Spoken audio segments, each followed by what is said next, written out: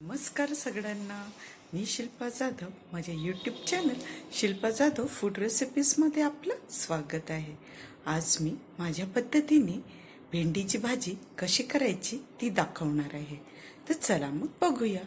इथे भेंडी करायला साहित्य सांगते. इथे मी अर्धा किलो भेंडी घेतली आहे. त्याला स्वच्छ धुवून व्यवस्थित याचे बारीक काप करून घेतले आहे. बघ, असे एकदम बारीक पण नाही करायचे, एवढे मोठे असे करायचे. अर्धा कांदा, मिरची, कढीपत्ता आणि ठेचलेलं लसूण. मिरची तुम्हाला किती तिखट पाहिजे त्या अनुसार तुम्ही घेऊ शकता. बस एवढं साहित्य आपल्याला लागेल. आता आपण फोडणी करून घेऊया. इथे मी एका कढईमध्ये तेल तापवून घेतलं आहे. तेल आपलं व्यवस्थित झालं की याच्यात आपण जिरं, मोहरी चांगलं तडतडून घेऊया.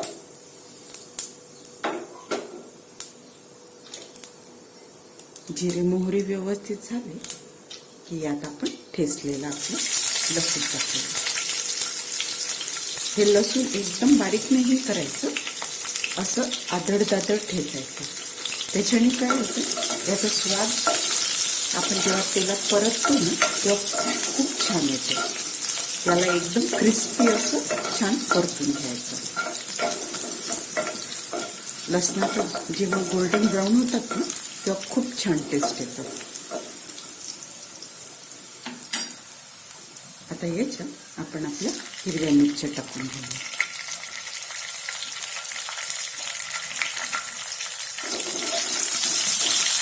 हिरव्या मिरच्या पण छान परतून घेऊ.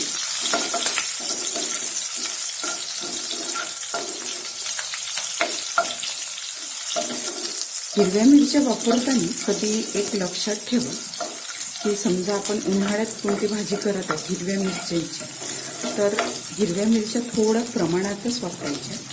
कारण की उन्हाळ्यात हिरव्या मिरच्या ह्या आपल्या शरीराला थोडं बाधतात. म्हणजे ॲसिडिटी, जळजळ जास्त आपण जर हिरवी मिरची आपल्या खाण्यात आली तर ते बाधल्या जातं शरीर.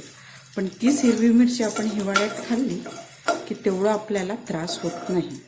म्हणून आपण कोणत्या ऋतूत हिरवी मिरची खातो त्या अनुसार आपण त्याचं प्रमाण ठरवायचं. आता इथे व्यवस्थित हिरव्या मिरच्या आणि लसूण गोल्डन झाले की याच्यात आपण कढीपत्ता टाकून घेऊया. कढीपत्ता 8 महिन्यांनी टाकायचा.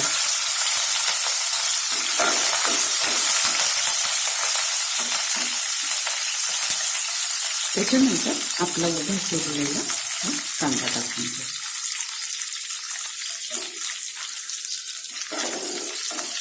आपले सगळे जिन्नस व्यवस्थित आता आपण परतून घ्यायचे.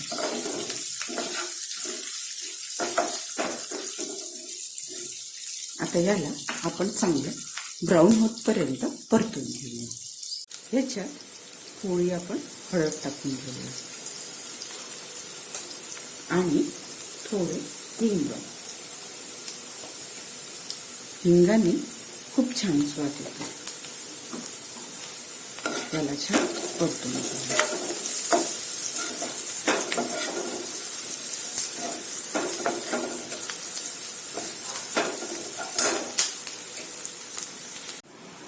इथे आता आपले कांदे व्यवस्थित परतले की यात आपण तेलातच मीठ टाकून घेऊया चवीनुसार.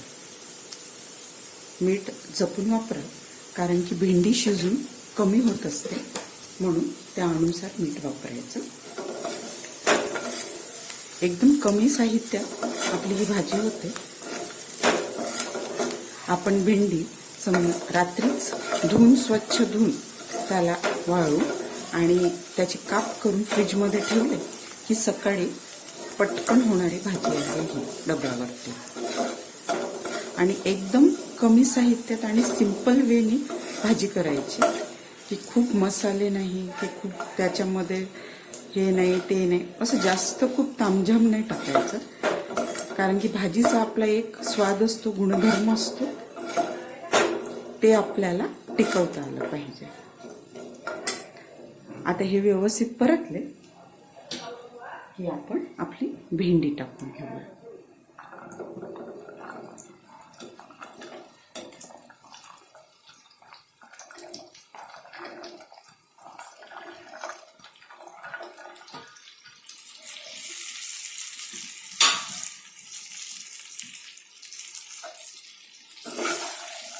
आता याला छान मिक्स करून घ्यायचे.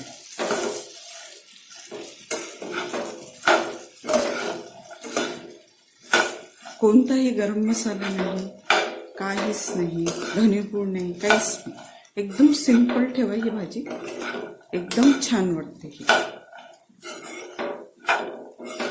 छान क्रिस्पी पण होतं आणि खायला पण एकदम टेस्टी लागतं.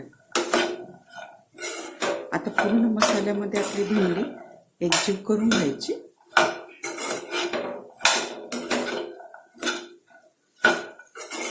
आणि थोडा वेळ याला बिना झाकण लावून याला थोडं हाय फ्लेमवरती याला परतून घ्यायचं.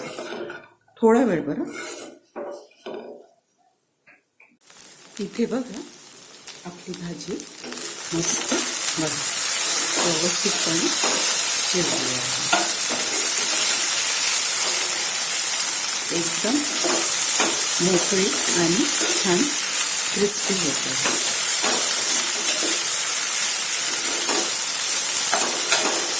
आता याला आणखी थोडा वेळ बघून घ्या.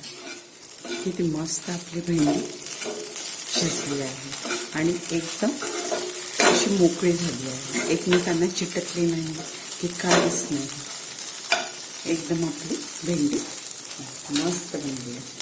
आता याच्यावरती आपण कोथिंबीर टाकून घेऊया.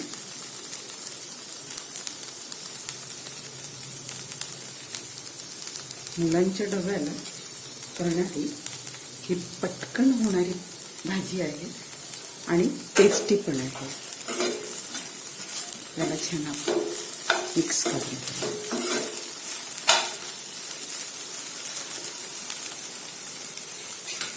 इथे आपली भेंडीची भाजी आता आपली रेडी आहे.